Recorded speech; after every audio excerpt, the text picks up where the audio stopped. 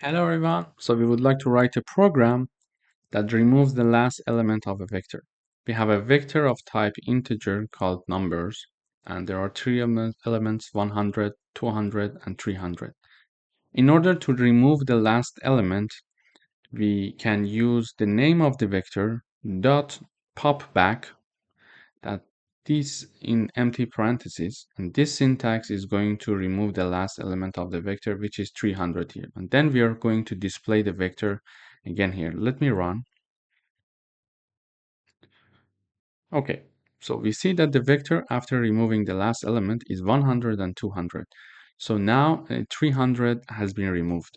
So if we would like to add like push back like 10 numbers dot push back 12. So now we are push backing two numbers to the vector, and basically let me show the message. After adding two numbers, and here also we are having this.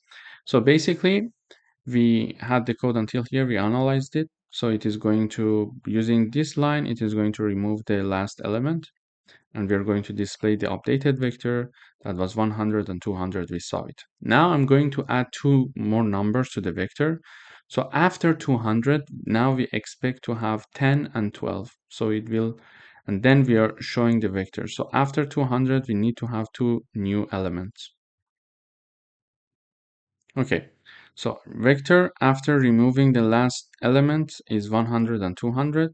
And after adding two numbers, now the vector is having the size of 4. So 100, 200, 10, and 12 using pushback here. So this is exactly the flexibility that I was talking about in the beginning of this section. In arrays, we cannot have this flexibility. When the size is declared, it is declared and it is going to be fixed. We cannot modify it. However, we can see that in here in vectors, we can modify the size easily.